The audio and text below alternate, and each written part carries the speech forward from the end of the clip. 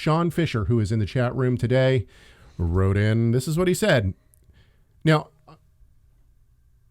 I've been sternly corrected by people recently about the way that I approach people that I disagree with. So I am not trying to be in any way rude or anything like that, but I'm going to just put it out there, Sean. I disagree with your take on this just a little bit. Let's look at it. This is what Sean writes in. He said, I had a discussion with a brother about Romans 14 yesterday, and I said that I think, with my current understanding of Romans 14, that Paul was explaining that it's more important to have fellowship with brothers in Christ than to argue over any kind of food. So, if an instance arises in which food could cause you to lose a brother, it's better to win the brother and fault on the dietary laws for the time, than later teach him these finer details of the law. I disagree with this. That is not what Romans 14 is talking about at all. I don't believe that Romans 14 is actually talking about kosher food.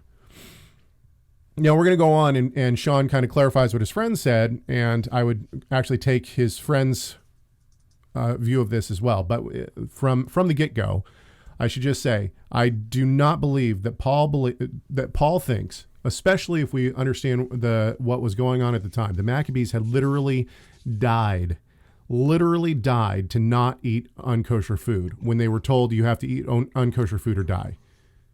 This is still in the minds of the Jews, including Paul. Paul is not saying that he's going to fault on the kosher laws. In fact, I think that Paul is of the vein that he would rather die than give in to eating unkosher food.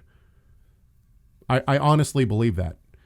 And so the point here is that I just don't see Romans 14 talking about kosher food in that way. That fits with Acts 10. What Peter says in response to the vision. He says, "I've never eaten anything unclean." I mean, this is after the ascent. This is after Pentecost, right? It wouldn't even occur to me to do that.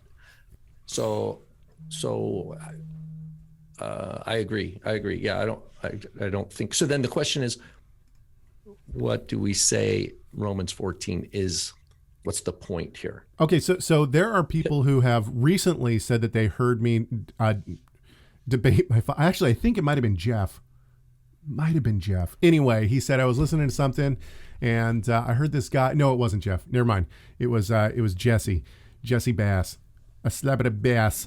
Anyway, he said that he was listening to something on Romans when my dad was teaching Romans 14 at his congregation. I was there. And he said, and your dad was teaching on Romans 14, and I heard this guy just going at it with your dad. And it was you? All of a sudden, I realized it was you. Yeah, that's right.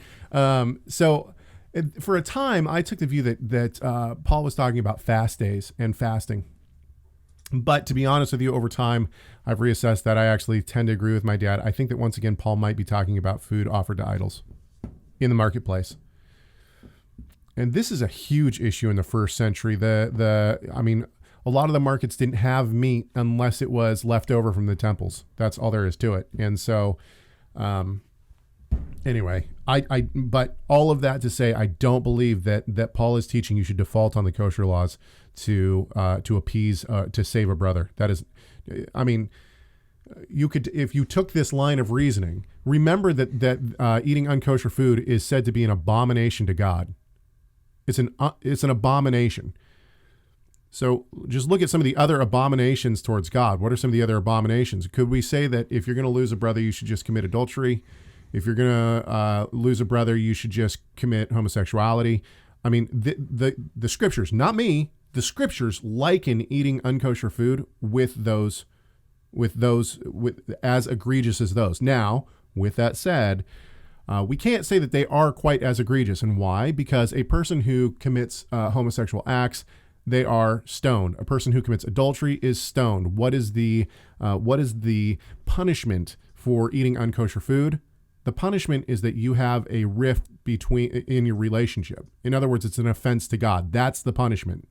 It's a relationship issue. There is no punishment. There's no temporal punishment for eating unkosher food. And so obviously, if we're using weights and measures and we look at these commandments, obviously eating the unkosher food is not the same as committing adultery, committing homosexuality, these kind of things. But at the same time, the scriptures do talk about them as the same kind of offense. They're an abomination. Thank you so much for watching this video. Tell us your thoughts on this subject by leaving a comment in the comment section. Make sure you like, share, subscribe, and enable those notifications. And we'll see you in the next video.